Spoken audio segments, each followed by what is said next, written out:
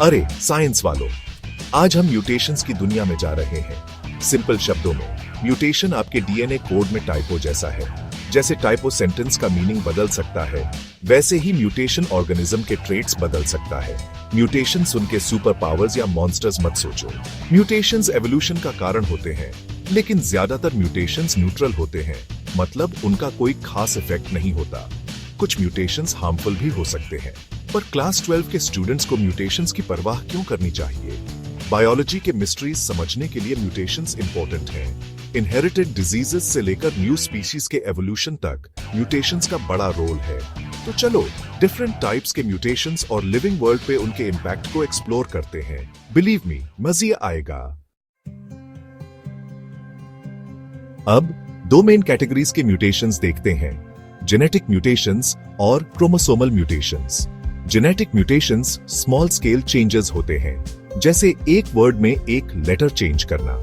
ये म्यूटेशंस एक जीन के अंदर होते हैं और स्पेसिफिक प्रोटीन बनाने के इंस्ट्रक्शंस बदल सकते हैं। क्रोमोसोमल म्यूटेशंस डॉक्यूमेंट में पैराग्राफ्स शफल करने जैसे होते हैं। इन म्यूटेशंस में डीएनए के बड़े चंक्स होते हैं और क्रोमोसोम्स की नंबर भी बदल सकते हैं। मान लो क्रोमोसोम एक कुकबुक है।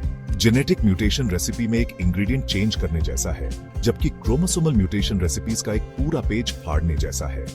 दोनों तरह के म्यूटेशंस के इफेक्ट्स अलग अलग हो सकते हैं, अननोटिसेबल से ड्रामेटिक तक। But don't worry, next section में एग्जांपल्स देखेंगे। पॉइंट म्यूटेशंस के बारे में बात करते हैं। एक टाइप का जेनेटिक म्यूटेशन जो तब होता है जब एक सिंगल न्यूक्लियोटाइड डीएनए का बिल्डिंग ब्लॉक चेंज होता है। ये स्मॉल चेंजेस प्रोटीन सिंथेसिस पे रिपल इफेक्ट डाल सकते हैं। प्रोटीन को अमीनो एसिड्स की चेन समझो।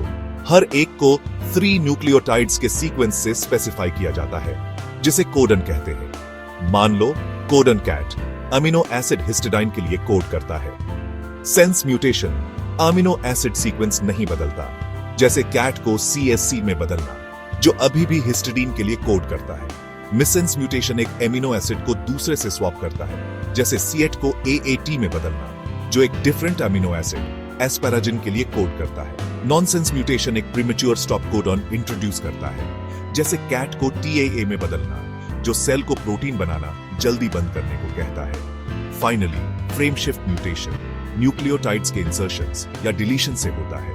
कोडन्स का रीडिंग फ्रेम शिफ्ट करता है, पूरा अमीनो एसिड सीक्वेंस बिगाड़ देता है। Point mutations individual letters tweak करने जैसे होते हैं। क्रोमोसोमल रीअरेंजमेंट्स लाइफ की बुक में पूरे चैप्टर्स रीअरेंज करने जैसे होते हैं। इन्वर्जन्स क्रोमोसोम के एक सेक्शन को फ्लिप करने जैसे होते हैं। मान लो एक क्रोमोसोम है जिसमें जीन्स ABCD ऑर्डर में है। इन्वर्जन से ACBD हो सकता है, जीन्स का ऑर्डर बदल जाता है।